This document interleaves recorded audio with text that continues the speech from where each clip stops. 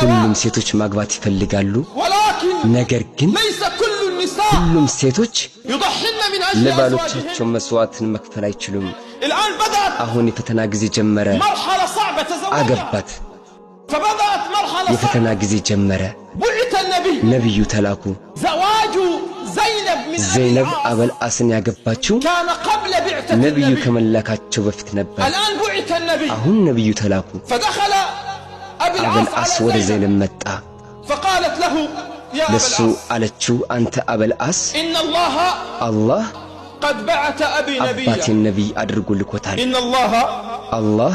قد بعث أبي نبيا አባቴን ነብይ አድርጎ ልኮታል وأنا لا أكذب أبي أبدا እኔ ደግሞ መቼም አባቴን ውሸት አልለውም فقال لها እሷ አላት هل عذرتيني ለኔ ይቅር ትይኛለሽ قالت بما أعذرك يا አለች أبي ለምንድነው ይቅር የምልህ አንተ አበልአስ قال أخشى أنني إذا እኔ أسلمت ከሰለምኩ ያስፈራኛል قال عني أهل قريش أنني أسلمت የቁረይሽ ሰዎች እኔ ለሚስቱ ብሎ ሰለመ ይሉኛል فهو ما رضي ይሄን ደግሞ እኔ አልፈልገውም قال أخشى أن يقال غير دينه ለሚስቱ ብሎ ሃይማኖቱን ቀየረ መባልን እፈራለሁ فهل عذرتيني ለኔ ይቅር ስትይኛለሽ إلى المرأة التي እሷ ይህንን በጽናት ታገሰች لكنها تريد أن تضحي ነገር ግን መታገስ መፈለጓ لأمر ستعرفه ወደፊት ለምታውቀው ነገር ነው قالت አለችው يا أبا العاص አንተ አበልአስ وإن لم أعذرك أنا እኔ فمن ይቅር سيعذر ካላልኩህ ማን ይቅር ይልሃል يا أبا العاص አንተ አበልአስ إن لم أعذرك أنا እኔ ይቅር ካላልኩህ ማን ይቅር ይልሃል الآن بعدها ከዛ በኋላ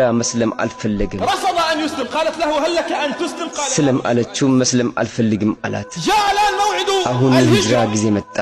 اختبار ثاني ሁለተኛው ፈተና